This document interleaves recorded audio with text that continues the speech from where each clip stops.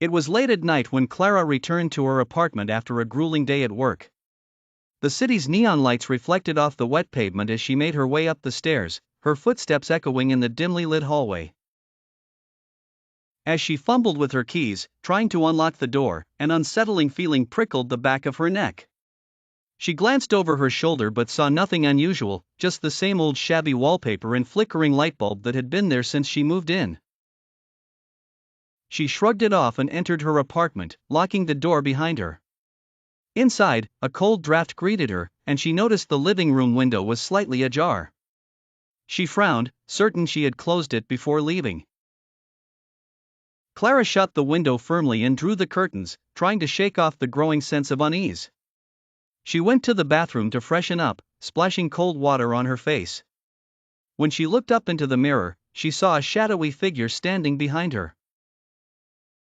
Her heart pounded in her chest as she spun around, only to find the bathroom empty. The hair on her arms stood on end. Determined to calm herself, she convinced herself it was just a trick of the light and went to the kitchen to make some tea. The kettle whistled, and she poured herself a cup, her hands still trembling. She decided to watch some TV to distract herself, but the feeling of being watched persisted. Every creak of the floorboards, every groan of the pipes, seemed amplified in the silence of the night. Finally, she couldn't take it anymore. She grabbed her phone and called her best friend, Hannah. "Hey, are you okay? You sound freaked out," Hannah asked, concern evident in her voice.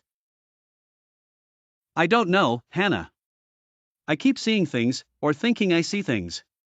There's this shadow that keeps appearing in the mirror," Clara confessed. "Get out of there, Clara. Come stay with me tonight," Hannah insisted. Clara didn't need to be told twice. She packed a small bag and hurried out of the apartment, not bothering to turn off the lights. As she drove to Hannah's place, she couldn't shake the feeling that something was following her. When she finally arrived and Hannah opened the door, Clara broke down, tears streaming down her face. "It's okay, you're safe here," Hannah soothed her. That night, Clara slept fitfully, haunted by dreams of shadowy figures lurking just out of sight. The next morning, she decided to return to her apartment to confront whatever was haunting her.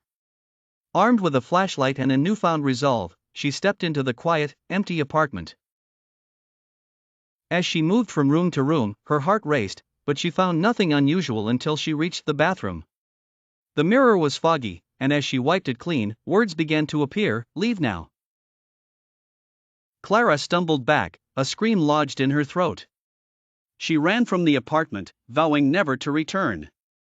She moved in with Hannah temporarily, but the shadow in the mirror haunted her dreams, a relentless reminder of the terror she had left behind.